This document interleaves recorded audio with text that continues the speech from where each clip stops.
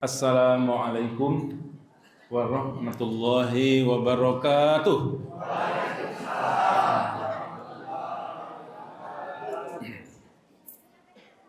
Alhamdulillahillazi anzalas sakinata fi qulubil mu'minin liyazdadu imanan ma'a imanihim.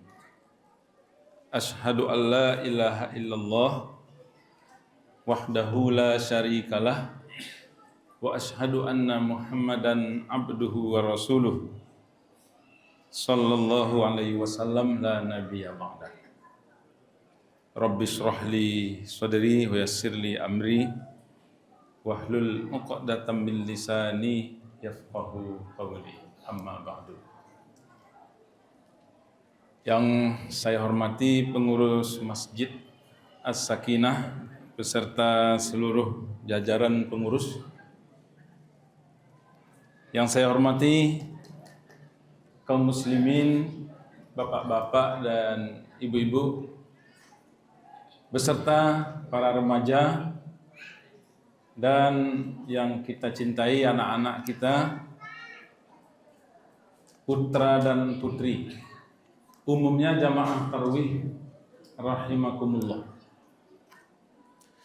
Alhamdulillah, mari sejenak kita bersyukur sampai malam ini kita masih Allah beri nikmat sehat.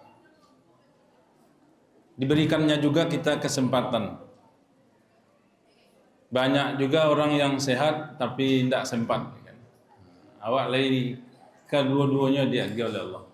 Dengan itu kita bisa mengisi Qiyamul Ramadan malam 14 ya. Malam ke-15. Mudah-mudahan beginilah hendaknya ramai juga masjid kita sampai Ramadan berakhir. Amin ya rabbal alamin. Selawat beriringan salam untuk Nabi besar kita Nabi Muhammad sallallahu alaihi wasallam. Allahumma shalli ala Muhammad wa ala ali Muhammad. Bapak dan Ibu jamaah tarawih, judul ceramah yang diberikan kepada saya mungkin kita sudah sama-sama tahu ya. Ada juga di luar, beredar juga mungkin di Insakiyah. Judulnya yaitu orang-orang yang mendapatkan kemanisan iman. Agak sulit judulnya. Memahaminya sulit tuh rasanya. Orang-orang yang mendapatkan kemanisan iman. Nah, itu judulnya. Tapi sebelum saya menyampaikan isi ceramah dengan judul itu, Bapak Ibu, sejujurnya ambo sekali kok kemarin. Itu nan sejujur-jujurnya tuh. Sehingga dari tadi ambo melengong-lengongnya ke kiri kanan. Tak ada nan bo kenal surang juga rasanya. Kan gitu-gitunya baru dari tadi. Itu kerajaan ambo dari sejak tak ada nan kenal. Itu tandanya ambo sekali kok kemarin. Tapi mah tahu entah doi ibu yang kenal jombo. Artinya ambo kenalkan diri ambo seketek supaya komunikasi kita nyambung. Ambo lah disambut tadi oleh protokol. Letak tulislah di luar Fahrul Usmi. Itu nama ambo. Kemudian kalau sampai tinggal, tidak jauh dari sekolah. Ambo tinggal di Rimbo Taro, di perumahan Muslim Sang Surya, perumahan yang masih baru. Kalau di awalnya dulu dibangun oleh Buya Maigus Nasir. Nah, di situ ambo tinggal. Tetangga dari Belimbiang, ya. Di Rimbo Taro ambo tinggal. Ambo kalau kini berKTP Padang, berarti ambo warga Padang, kota tercinta. Nah, tapi selamanya ko ambo banyak tinggal di Jati dan di Padang Pasir. 5 tahun di Jati, kuliah dulu di STIQ namanya. Nah, masih di komplek PGAI. 5 tahun. Jadi kalau Jati seputaran itulah M Jamil, PJKA, nah, disitulah dulu ambo. Pindah ke Padang Pasir 98 sampai 2009 balik. Padang Pasir dengan Jati kan tidak jauh mana, sebarang jalan. Jadi memang daerah itu jarang ambo datangi. Makanya sekali itu ambo kemari begitu. Nah, tapi dengan tinggalnya ambo di Rimbo Taro, maka Balimbiang ko menjadi dake. Justru jauh ke sinan. Jadi ambo imam tarawih 10 malam pertama di Masjid Sahara tiap tahun sejak tahun 1998 beralamu itu sampai kini hitung tahunnya. Jadi dari malam pertama sampai malam 10 ambo imamnya. Bayangkan ya bapak ibu-ibu, ambo dari Rimbo Taro ke Padang Pasir, bakso awaknya alun baure nasi oleh lah berjalan. Alhamdulillah saya tidak sakit paru dengan cara membatasi bebuko, dibatasi makan. Begitulah setiap tahun. Karena awak masih terikat dengan Masjid Sahara. Pindah awak dan kerang jadi ketua dakwah Masjid Sahara. Jadi ambo lama di Padang Pasir di Masjid Sahara, diangkat menjadi imam dari 98. Ketika orang demo menjatuhkan Orde Baru, waktu itulah hamba pindah dari Jati ke Padang Pasir. 9 balik pindah kemari ke Rimbo Taro. Ambolah penghuni pertama di Rimbo Taro itu. Alun ada listrik, alun ada air, ambolah tinggal di sini. Jadi tahap 1. Merasakan bahwa susah sanangnya di perumahan baru kan. Tentu bapak pasti merasono dulu bahwa para saya tinggal di Balimbiang jauh ya Allah. Tapi Allah Maha Adil ya. Terjadi gempa 98, de orang itu musibah. De orang itu kesengsaraan, dewa membawa nikmat. Menjadi rami lah Balimbiang mereka rami. Ambo sekali mencari rumahnya kemari. Rimbo Taro kan tetangganya Balimbiang. Lumayan jauh dari kota. Terlalu panjang perkenalan awak, waktu terbatas.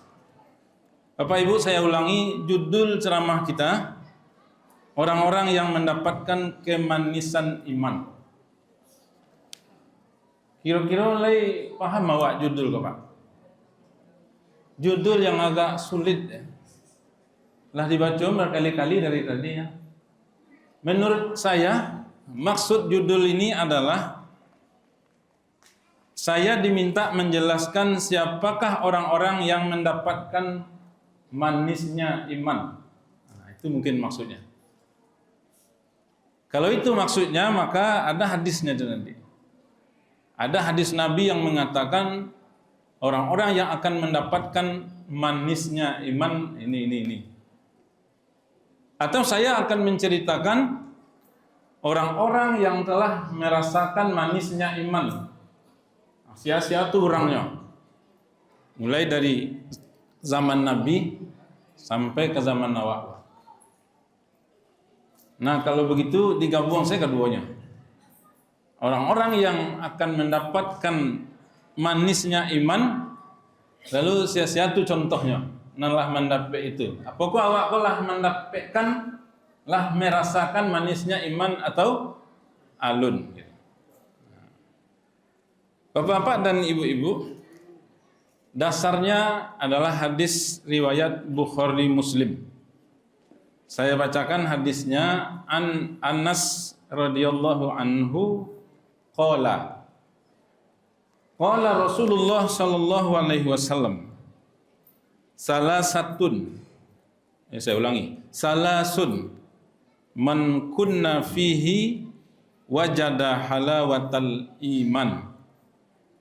ayyakunallahu wa rasuluhu ahabba ilaihi mimma siwahuma wa ay yuhibbal mar'a la yuhibbuhu illa lillah wa ay yakraha ay ya'uda fil kufri kama yakrahu ay yuqzafa fin nar. Rawahul Bukhari wa Muslim. Hadis ini nanti menerangkan orang-orang yang akan mendapatkan manisnya iman. Nah, berarti yang pertama tadi. Sebelum kita jelaskan siapa-siapa itu orangnya, maka dijelaskan dulu apa itu yang dimaksud dengan manisnya iman. Yang manis kok biasanya makanannya minuman. Kok iman manis? Bahasa Arabnya adalah halawatal iman. Menurut Imam Nawawi yang mensyarah kitab Sahih Muslim, yang dimaksud dengan halawatal iman atau terjemahan bahasa Indonesianya manisnya iman adalah istilzaz atau at. Nah, itu katanya. Bahasa awaknya merasakan nikmatnya melakukan ketaatan. Oh, itu artinya. Berarti orang-orang yang mendapatkan kemanisan iman adalah orang-orang yang sudah merasakan nikmatnya melakukan ketaatan kepada Allah. Nikmatnya sholat, nikmatnya berpuasa, nikmatnya membayar zakat, nikmatnya pergi haji, dan nikmatnya melakukan ibadah-ibadah yang lain. La terasa atau alun waktu melakukan ibadah-ibadah itu kenikmatan, atau baru yang terasa ya seperti puasa yang terasa itu panik, awih kalau puasa kan. Kalau sholat panik juga, lagi sholat tarawih banyak rakaatnya. Belum lagi Ustaz, nang terasa panik jalannya. Lagi gak sakit lutut. Tambah panik. Belum lagi. Nah, kalau belum lagi mudah-mudahan dengan ceramah malam ini bersama-sama kita. Jujur nih judul ini berat diberikan karena saya saja entah belum merasakan. Tapi lah lagian kamu mau judul kok. Karena judul kok nyacaknya di pengurus. Jadi tidak dipilih, tidak ditanya ke kami, pokoknya tiba jadwal. Wah, ambo dapat itu. Lah ambo baca-baca lah saja seminggu yang lalu. Nah, mudah-mudahan walaupun tidak terjawab 100% bisa terjawab dengan hadis ini. Jadi Rasulullah mensifati keimanan itu sebagai suatu yang manis. Walaupun yang manis itu adalah minuman ya atau makanan, tapi oleh Nabi keimanan itu diberi sifat manis. Kalau manisnya makanan, minuman, apa yang merasakan? Itu pasti lidah. Kalau badan sehat, termasuk lidah itu sehat. Kalau badan tidak sehat, mungkin rasa manis itu bisa pahit ya. Nanti boleh damang, tidak usah lidah kok sakit, badan saya damang, kok ada pahit kok. Manis tuh kata anak atau kata orang rumah kan. Karena badan tidak sehat. Begitu pula lah iman. Manisnya tidak akan dirasakan kalau ini bermasalah. Nah, jadi nanti dengan menyampaikan siapakah orang yang akan mendapatkan manisnya iman, bisa kita paham, dimudahkan oleh Allah untuk mengamalkannya. Nah, mudah-mudahan ia terasa dapat manisnya, lezatnya melakukan ketaatan kepada Allah. Orang yang sudah mendapatkan manisnya iman itu akan merasakan nikmatnya melakukan ibadah, ketaatan kepada Allah. Perintah Allah pada inyo ringan. Salat subuh kan salat yang paling bare. Inyo lun berbunyi tanda-tanda subuh itu lah jago. senang hatinya jago subuh tuh. Gembira. Larangan Allah mudah ditinggalkannya. Itu orang kalau mendapat manisnya iman. Jadi ketaatan itu dia tidak beban dah. Walaupun puasa itu diawali oleh kutiba. Di dalam Quran itu kutiba itu ada kampe-ampenya bare. Tidak tahu kalau disampaikan Ustaz Siko atau Alun. Yang pertama kutiba alaikumusiyam. Kan bare puasa kok. Berat puasa ini sebulan oleh. Tanyalah kan anak kau kalau tidak bare. Nanti yang puasa. Ibu mencari. Yang kedua kutiba alaikumul qital. Yaitu berperang. Bare berperang loh. Yang ketiga, kutiba alaikumul qisas, yaitu menegakkan hukum mati. Kalau membunuh dibunuh pula. Enggak tagak-tagak sampai gini loh, karena parek menegakkannya. Kutiba. Yang keempat, kutiba alaikum iza hadara ahadakumul maut in taraka khairanil wasiyah. Membagi harta pusaka wasiat. Barek ketika orang gaya hidup ko, yo mangguk saudara. Allah meninggal bercakap ko. Itu bare. Kutiba kampe-ampe. Tapi bagi orang yang sudah merasakan manisnya iman, ketaatan itu tidak beban. Larangan Allah itu bukan dianggapnya pembatasan-pembatasan. Awak Islam kok kan gitu, Pak. Banyaknya tidak boleh. Orang kafir boleh sadonya. Allah tidak lagi mau mengatur orang kafir, nyelah jalan memilih jalan kafir itu ada atur. Dari awak memilih jalan Islam. Islam itu dari kata aslama berarti penyerahan diri. Maka awak siap diatur. Kalau tidak ingin diatur, silakan kafir. Tidak ada diatur dong. Tidak boleh di Islam, boleh di kafir. Karena awak lah memilih jalan Islam. Maka ketika kita diatur, bagi orang yang sudah merasakan manisnya iman, tidak dianggap itu pembatasan doh. Tidak dianggap itu mengekang kebebasan doh. Banyaknya tidak boleh di Islam kok. Bahkan maju kok, payah majunya kok. Salah-salah lo Islam, salah-salahkan syariat. Padahal Allah Subhanahu wa taala apabila menyuruh kita melakukan sesuatu melalui ayat ataupun hadis Nabi, pasti manfaatnya baik untuk awak. Bila kita dilarangnya pasti babayo. Itu sih murah. Tapi kadang-kadang kita belum merasakan manisnya iman, mau dianggap itu batasan, mengekang-ngekang. Padahal itu sekali lagi bukti kasih sayang Allah. Kalau begitu siapa orang nak mendapat manisnya iman. Alun-alun kayak orang ngaleubek ya Pak ya. Nubek kok enggak ya Pak tapi yang lain-lainnya sebut.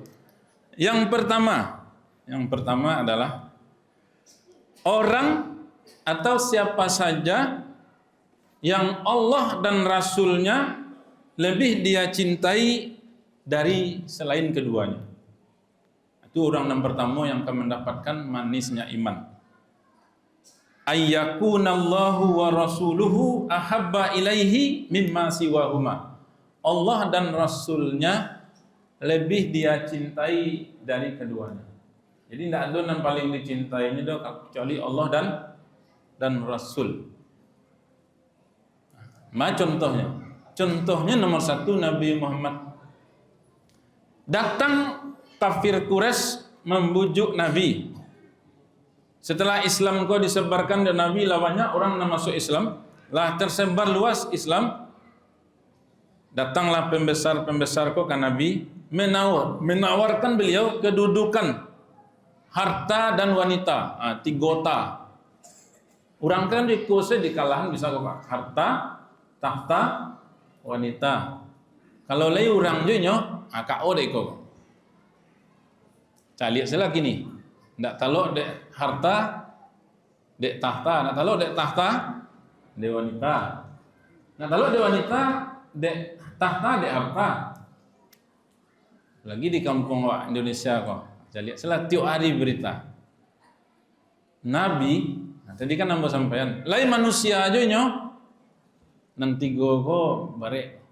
Nah, oleh Nabi ditolak ketiga-tiganya itu. Ridho Allah, kasih sayang Allah lebih dipilih dari Nabi daripada harta, tahta dan wanita. Kedua ya lem taluk, Pak. Ciek saja berpikir ulang lagi tiga. Nabi ketiga-tiga ditolak. Melanjutkan dakwah dan risalah Islam lebih dipilih dari Nabi. Tawaran-tawaran itu ditolak sadonya. Itu contohnya Nabi. Ya itu kan Nabi, Ustaz. Turun step ke bawah. Sahabat Nabi. Baca nanti di sini di Wikipedia atau di Google.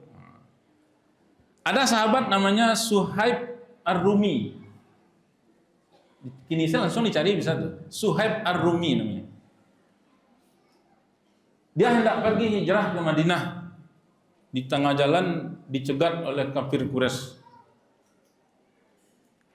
Lalu apa katanya? Biarkan saya pergi. Dan ambillah satu harato ambo. Karena itu ambo tinggal satu. Suhaib bi Ar-Rumi ko pedagang sukses, saudagar kaya. Awalnya inyoko budak. Rumi itu kan Romawi. Jadi ketika dulu orang tuanya dikalahkan, ditawan dijadikan budak. Dimerdekakan oleh Nabi. Termasuk sahabat yang sudah masuk Islam ketika orang Islam masih 30 orang. Kan sahabat yang senior juga. Tinggalnya sadonya. Ambillah. Tapi izinkan nambah pai. Jadi kalau itu kan Nabi, Ustaz. Dia cari nandak Nabi. Ada orang yang karena sudah merasakan manisnya iman, ini lebih cintanya kepada Allah dan Rasulnya melebihi yang lain, melebihi harta, melebihi tahta, melebihi wanita. Nyupai hijrah.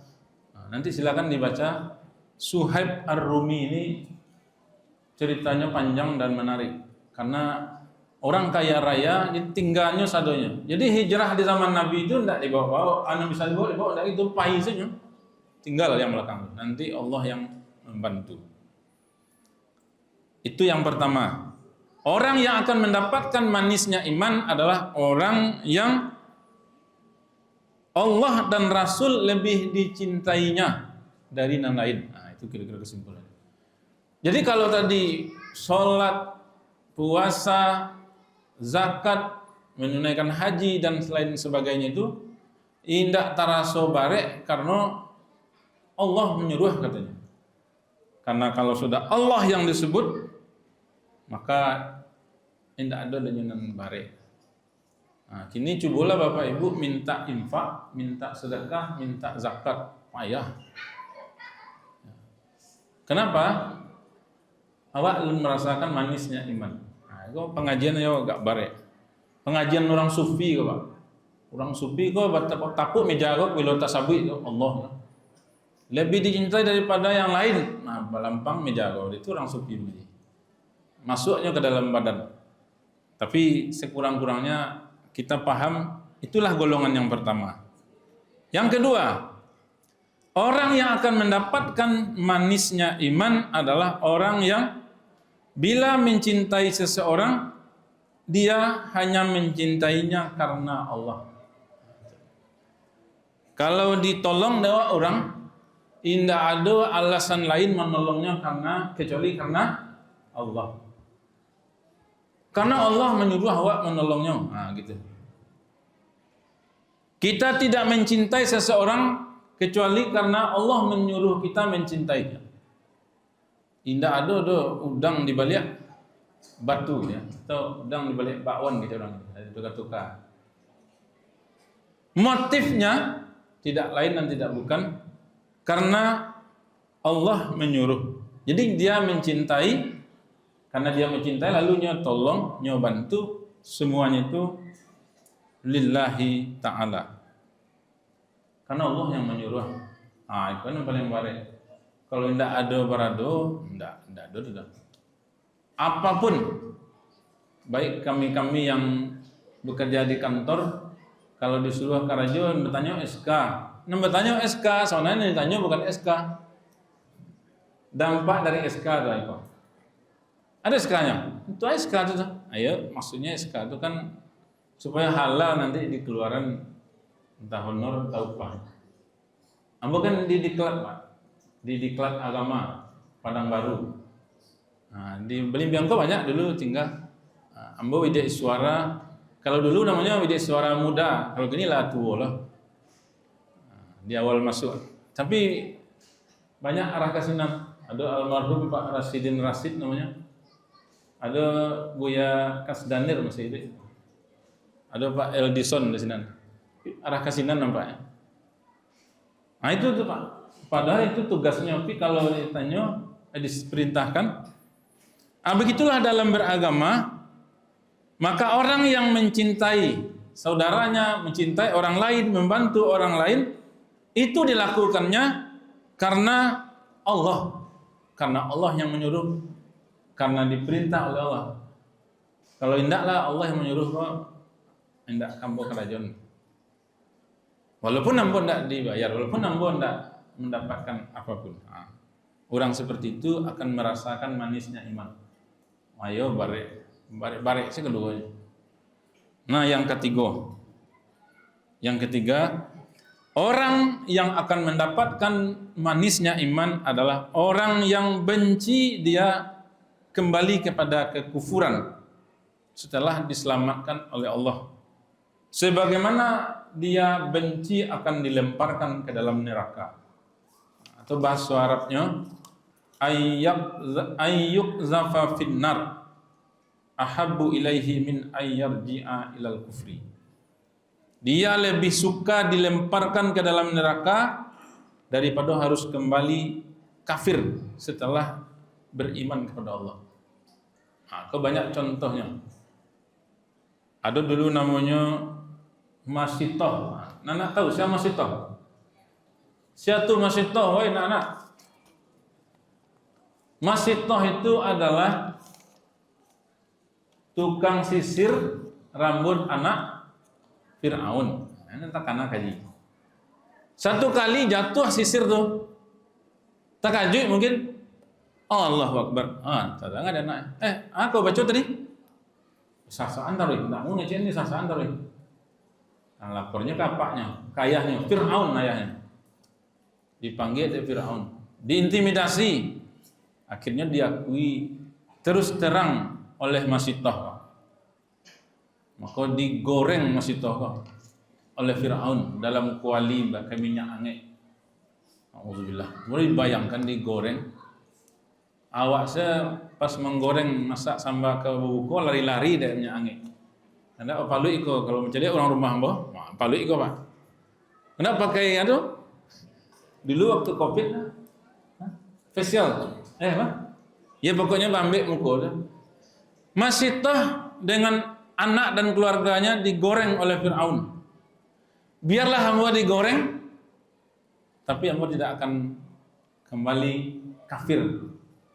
Nah, terasa dengan manisnya iman itu. Awak alhamdulillah sejak lahir Muslim. Islam keturunan. Tinggal memupuk saja. Ini memperjuangkan bareknya. Nah, itu Masitoh. Terus ke zaman Nabi adalah orang namanya Bilal bin Rabah. Nah, siapa tuh?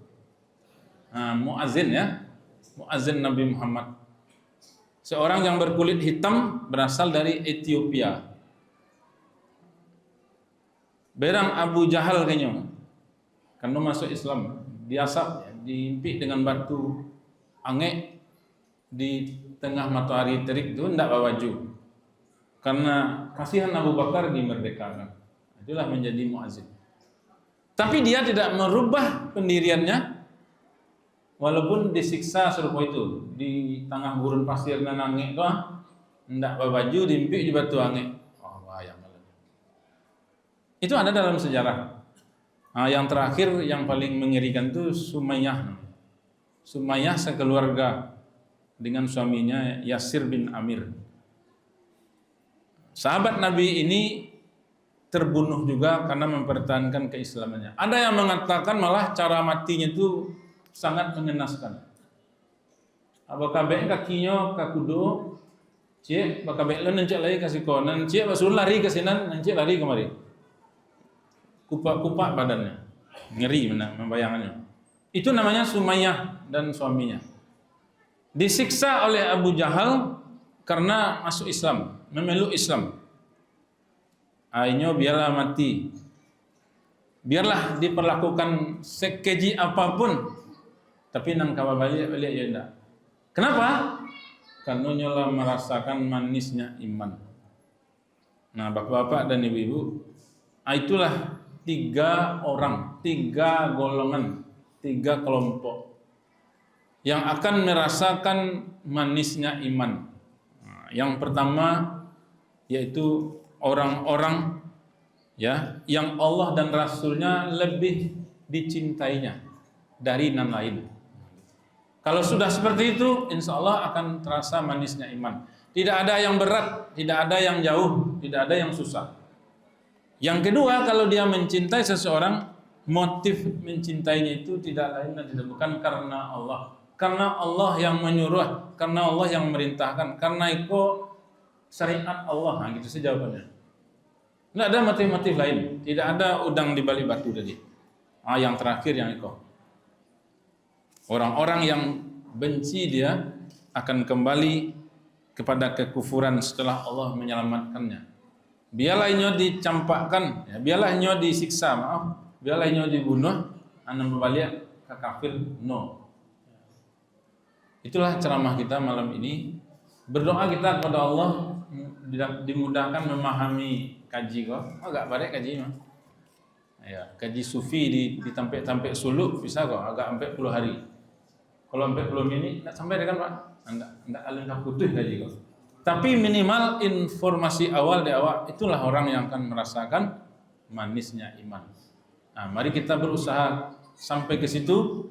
Berdoa kita bersama dimudahkan oleh Allah untuk memahaminya dan mengamalkannya. Demikian saja, kalau ada salah janggal saya mohon maaf. Billahi taufiq wal hidayah. Wassalamualaikum warahmatullahi wabarakatuh.